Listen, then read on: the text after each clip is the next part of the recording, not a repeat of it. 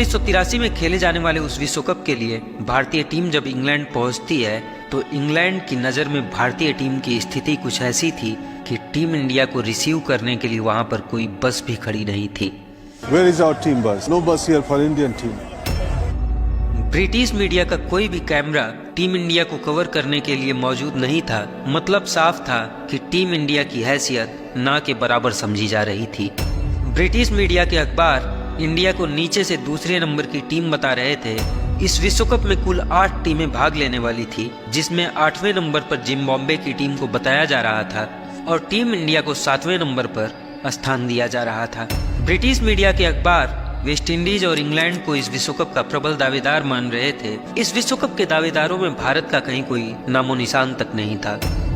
Team India को जो entry पास मिला था, उस पास से सभी स्टेडियम में जाने की इजाजत तो थी, लेकिन लॉर्ड्स के मैदान में जाने की इजाजत नहीं थी। अंग्रेज लॉर्ड्स के मैदान को क्रिकेट का मक्का मानते हैं और क्रिकेट के उस मक्का में भारत को प्रवेश की इजाजत नहीं थी। टीम इंडिया को मिले उस पास को लेकर टीम इंडिया के मैनेजर PR मान सिंह जब क्रिकेट बोर्ड ऑफ इंग्लैंड के दफ्तर गए तो वहां पर उनसे कहा गया कि आपका कोई मैच लॉर्ड्स में नहीं है, इसलिए आपको लॉर्ड्स में एंट्री नहीं दी गई है। फिर मान सिंह ने कहा, लेकिन इस विश्व कप का फाइनल मैच तो लॉर्ड्स में ही है ना। क्रिकेट बोर्ड ऑफ इंग्लैंड के दफ्तर में बैठे सभी कर्मचारी मान सिंह की इस बात पर हंसने लगे और उन्होंने मान सिंह का मजाक उड़ाते हुए कहा कि अगर टीम इंडिया फाइनल में पहुंचेगी तो हम पास इश्यू कर देंगे। ये सुनकर मान सिंह की आंखें भर आई। क्रिकेट की दुनिया में भारत की इस तौहीन से भारतीय टीम के मैनेजर का दिल तार तार हो रहा था। रूंधे गले और भरी हुई आंखों के साथ मान सिंह जब क्रिकेट बोर्ड ऑफ इंग्लैंड के दफ्तर से वापस लौटे, मगर इज्जत जीतना अभी बाकी है कप्तान। मान सिंह की बातों ने कपिल सर की आंखें नम कर दी थी। टीम इंडिया के तेज गेंदबाज बलविंदर सिंह संधू के पास जूते तक नहीं थे। उन्होंने फटा हुआ जूता पहनकर पूरा विश्व कप खेला था। ये फटा हुआ जूता बता रहा था कि उस समय भारतीय टीम और क्रिकेट बोर्ड ऑफ इंडिया किस कंगाली के दौर से गुजर रहा था। टीम इंडिया के खिलाड़ियों के पास इतने पैसे भी नहीं थे कि वे अपने कपड़े लॉन्ड्री में धुलवा सकें। पूरे विश्व कप के दौरान टीम इंडिया के खिलाड़ियों को अपने कपड़े खुद ही धोने पड़े थे। विश्व कप से पहले भारत को 4 वार्म अप मैच खेलने थे। 4 जून 1983 को भारत अपना पहला वार्म अप मैच खेलता है और इस वार्म अप मैच में भारत का टॉप ऑर्डर ताश के पत्तों की तरह बिखर जाता है।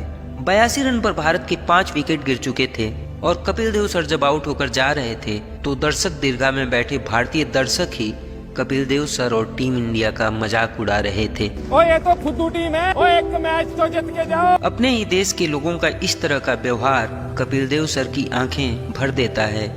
भारत अपने 3 प्रैक्टिस मैच हार चुका था। औसत से भी नीचे टीम इंडिया की ये परफॉर्मेंस ब्रिटिश मीडिया को भारत को बेआबरू करने का मौका दे देता है। इंग्लिश क्रिकेट पत्रिका विजडन क्रिकेट मंथली के संपादक डेविड फ्रीथ ने अपने लेख में भारतीय टीम को अपमानित करते हुए लिखा, भारतीय टीम विश्व कप खेलने लायक नहीं है और अगर भारतीय टीम यह विश्व कप जीतेगी तो वह अपने आर्टिकल के पूरे पन्ने को खा जाएंगे। हम लोग जब इंग्लैंड पहुंचे, वहाँ के मशहूर क्रिकेट जर्नलिस्ट डेविड फ्रिथ, उन्होंने एक आर्टिकल में ये लिखा कि अगर इंडिया जीती तो then he eat his words, यानी वो अपने अल्फाज खाने के लिए तैयार थे। 25 जून को जीतने के बाद बहुत सेलिब्रेशंस हुए, एक हंगामा हुआ। मैं अपने कमरे में गए जब तक 4 बज गए। जब मैं बैठ के डेविड को एक चिट्ठी लिखा, मियाँ अब हम जीत गए हैं, अब आप अपने अल्फाज खाइए। 1 महीने के बाद 23 जुलाई को डेविड फ्रिथ लॉर्ड्स को गया। वहाँ जाके हाथ में वाइन का ग्लास लिया और जो आर्टिकल उसने लिखा था वो खा गया। ब्रिटिश मीडिया की बात तो छोड़िए, खुद क्रिकेट बोर्ड ऑफ इंडिया के विश्वास की बुनियाद इतनी कमजोर थी कि टीम इंडिया की वापसी का टिकट सेमीफाइनल मैच से 2 दिन पहले ही यानी 20 जून 1983 को ही कंफर्म करा दी गई थी। 22 जून को सेमीफाइनल मैच खेला जाना था और 20 जून को ही भारतीय टीम की वापसी का टिकट खुद बता रहा था कि खुद भारतीय क्रिकेट बोर्ड का भरोसा अपने खिलाड़ियों पर बिल्कुल रेत की नींव जैसे था। ये सारी चीजें, ये सारी परिस्थितियां, अखबारों की वो हेडलाइंस और सेमीफाइनल से पहले ही टीम इंडिया की वापसी का वो टिकट टीम इंडिया के कप्तान का दिल दहला रहा था। लेकिन पसीनों की स्याही से जो लिखते हैं अपने इरादों को, उनके मुकद्दर के सफ़ेद पन्ने कभी कोरे नहीं रहते। भारतीय टीम का वह कप्तान भी अब ठान चुका था कि जब हारना ही है तो हिम्मत से हारना है, लेकिन हिम्मत नहीं हारनी है। 9 जून 1983 को भारत और वेस्टइंडीज का पहला मैच प्रारंभ हुआ। विश्व कप के इतिहास में वेस्टइंडीज ने अब तक कोई पराजय नहीं देखी थी। वहीं पिछले 2 विश्व कप में भारत ने सिर्फ 1 जीत हासिल किया था, वह भी दुनिया की सबसे कमजोर टीम ईस्ट अफ्रीका के खिलाफ, जो इस विश्व कप में भाग लेने के काबिल भी नहीं बची थी। ऐतिहासिक आंकड़े बता रहे थे कि भारत की हार निश्चित है। ओल्ड ट्रैफोर्ड मैनचेस्टर में यह मुकाबला प्रारंभ होता है। वेस्टइंडीज ने टॉस जीतकर भारत को बैटिंग करने का न्योता दिया। भारतीय ओपनर कृष्णामाचारी श्रीकांत जब सुनील गावस्कर के साथ भारतीय पारी का प्रारंभ करने गए तो देखा कि वेस्टइंडीज के विकेट कीपर जेफ डुजान विकेट के काफी पीछे खड़े थे। तो श्रीकांत सर ने सुनील गावस्कर सर से पूछा, सनी, कीपर इतनी दूर क्यों खड़ा है? सनी सर बिना कुछ बोले मुस्कुराते हुए अपनी स्ट्राइक पर चले गए और माइकल होल्डिंग ने जब पहले ही ओवर की पहली गेंद 150 की रफ्तार से फेंकी और गेंद जब सुनील गावस्कर सर की आंखों के सामने से सटाक से बुलेट की रफ्तार से निकली, तो अब श्रीकांत सर की समझ में आ चुका था कि कीपर इतनी दूर क्यों खड़ा था। गावस्कर सर वेस्टइंडीज के गेंदबाजों को पहले खेल चुके थे, लेकिन श्रीकांत सर के लिए इतनी रफ्तार भरी गेंदों का अनुभव यह पहली बार था। Michael holding, Andy Roberts, Malcolm martial यह दुनिया के सबसे खूंखार गेंदबाज हुआ करते थे।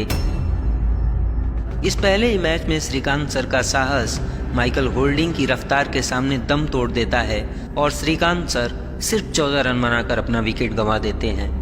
इसके बाद सुनील गावस्कर 19 और मोहिंदर अमरनाथ 21 रन बनाकर वेस्टइंडीज के गेंदबाजों के सामने घुटने टेक चुके थे। 24 ओवर की समाप्ति पर महज 76 रन के स्कोर पर भारत के 3 विकेट गिर चुके थे, लेकिन भारत की तरफ से अभी तक कोई भी बल्लेबाज एक बाउंड्री तक नहीं मार पाया था। इसके बाद भारत की पारी की कमान यशपाल सर ने संभाली और उन्होंने 89 रन की एक अविस्मरणीय पारी खेल डाली। यशपाल सर की इस जांबाज पारी की बदौलत भारत 60 ओवर में अपने 8 विकेट खोकर 262 रन के एक सम्मानजनक स्कोर तक जा पहुंचा था, लेकिन धुरंधरों से भरी वेस्टइंडीज के सामने 262 रनों का यह स्कोर कुछ खास मायने नहीं रखता था। Gordon Greenidge, Desmond Haynes, Viv Richards और क्लाइव लाइट जैसे विस्फोटक बल्लेबाजों से सजी इस टीम के लिए 262 रनों का यह स्कोर ऊंट के मुंह में जीरा के अलावा और कुछ भी नहीं था। लेकिन भारत का वह कप्तान भी अब मैदान में आने से पहले अपने खिलाड़ियों को इतिहास को पलट देने का संविधान पढ़ा रहा था। गार्डन ग्रीनिज और डेसमंड हायंस वेस्टइंडीज की पारी का प्रारंभ करते हैं और भारतीय गेंदबाज एक विकेट के लिए तरस जाते हैं। वेस्टइंडीज बिना कोई विकेट खोए 49 रन बना चुका था, लेकिन तभी 14वें ओवर में डेसमंड हायंस रन आउट हो जाते हैं। भारतीय खिलाड़ी इस रन आउट का जश्न मना ही रहे थे कि मैदान की तरफ तूफान के आने की आहट प्रारंभ हो गई। वेस्टइंडीज के दर्शक झूम रहे थे और भारतीय खिलाड़ियों के आंखों के सामने अंधेरा छा रहा था। एक ऐसा तूफान जो किसी भी टीम को अकेले उड़ा ले जाने की क्षमता रखता था। एक ऐसा विस्फोटक बल्लेबाज जिसके सामने दुनिया का हर दिग्गज गेंदबाज पानी मांगता था। एक ऐसा विध्वंस जिसके कहर से दुनिया की हर टीम खौफ खाती थी, और एक ऐसा डर जिसके अंजाम से उस जमाने में दुनिया की हर टीम डरी हुई थी। मैदान पर विवियन रिचर्ड्स का प्रवेश हो चुका था, लेकिन इस तूफान को रोकने के लिए टीम इंडिया का वह कप्तान भी अपने खिलाड़ियों के दिलों में एक अटल पहाड़ का निर्माण कर रहा था। और कुछ इसी हाल और हालात में 56 रन के स्कोर पर वेस्टइंडीज गार्डन ग्रीनिज के रूप में अपना दूसरा विकेट खो देता है। बलविंदर सिंह संधू ने ग्रीनिज को अपना शिकार बना लिया था, लेकिन वो तूफान अभी भी मैदान में था। लेकिन उस तूफान के प्रारंभ होने से पहले ही बारिश प्रारंभ हो जाती है। इस मैच को अगले दिन के लिए टाल दिया जाता है। वेस्टइंडीज के खाते में थे 67 रन और भारत के हिस्से में आए थे 2 विकेट। अगले दिन जब कपिल सर की नींद खुली तो अखबारों की सुर्खियों में था कि बारिश ने भारत को एक भारी पराजय से कुछ घंटों के लिए बचा लिया। भारत के कप्तान ने जब उस खबर को देखा तो अखबार को उठाकर अपने जूते साफ करना प्रारंभ कर दिया।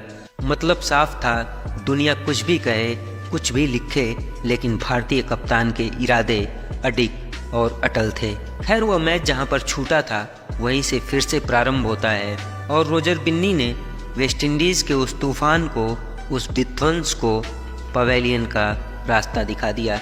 महज 17 रन बनाकर तबाही मचाने आया वह तूफान अब चुपचाप जाकर पवेलियन में खामोशी के साथ बैठ जाता है। विव रिचर्ड्स का विकेट गिरने के बाद भारतीय खिलाड़ियों का जोश अपने चरम पर पहुंच चुका था और रोजर बिन्नी और रवि शास्त्री ने 3-3 विकेट लेते हुए पूरी वेस्टइंडीज की टीम को महज 228 रनों पर समेट दिया।